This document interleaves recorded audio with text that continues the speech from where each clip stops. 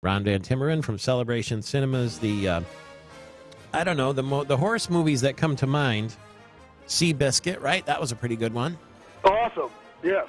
Casey's Shadow is one I remember when I was a kid with Walter Matthau. Was a horse racing movie that I thought was pretty cool. And wasn't Man of War? Was that a couple of years ago too?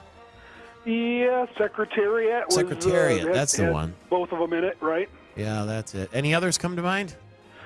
You know, I can't think of a lot of horse racing movies, but Seabiscuit was so fantastic. That's my favorite. Let It Ride, I think. Was it Let It Ride with Richard Dreyfuss? The whole entire film took place over a series of days at Pimlico Raceway, if I'm not mistaken.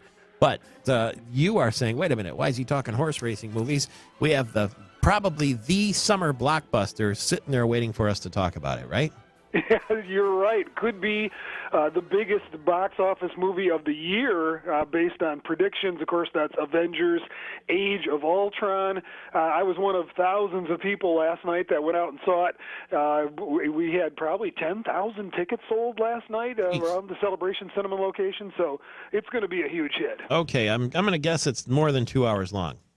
Yeah, 141 minutes. Okay. And, you know, people stay for the credits because there's always credit cookies in these Avengers movies. Good little insider tip there for you. That's little funny things that you might not see if you didn't stick around to watch the credits. I'll embed it in. Robert Downey Jr. as Iron Man, Mark Ruffalo as the Incredible Hulk, and then you get down to the Scarlett Johanssons and Jeremy Renners, and Chris Evans is Captain America, I think, and Chris Hemsworth is in there too. First of all, do you like it, or is it too filled with too many stars and too many action heroes to follow the story? Not at all. It's spectacular. I saw it on the IMAX in 3D, one of the best 3D movies I've ever seen, so that's an option for you this weekend. And they did a good job balancing all of those stars. Probably the one guy that got short-shrifted was Sam Jackson, as his Nick Fury character, was not in it that much, but they made up for it with extra Scarlett Johansson and Elizabeth Olsen. I was hoping you would go for that there.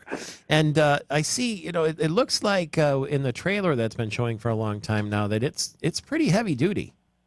Well, they got a new bad guy called Ultron, of course, and he's voiced by James Spader. Fantastic voice work and special effects on his voice and his character. And so, that whole storyline with Ultron and how he comes to be, and that sort of from the mind of Tony Stark as well. An interesting plot twist there with the bad guy. But really, the characters are developed well. You get a little time with each of them. You got a little romance here. And, of course, the best thing about Robert Downey Jr. is he's funny. Yeah.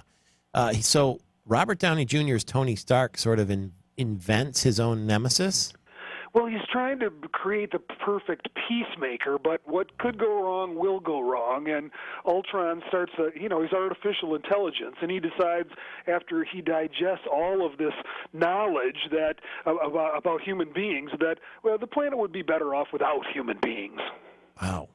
How's the Hulk in this? I mean, he was always the most unusual one of all because he's very unpredictable.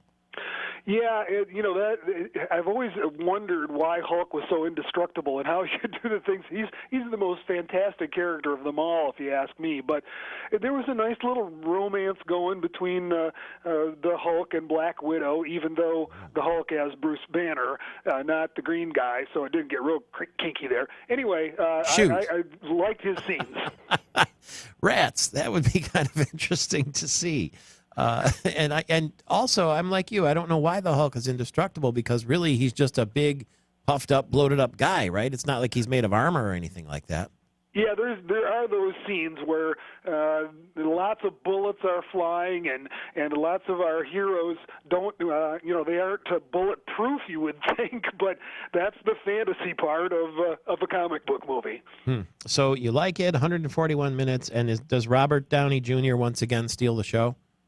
Not at all. I mean, he's the great part of this ensemble cast, but they got so many great characters and so many great actors. I thought director Bruce Whedon did a fantastic job balancing it all out.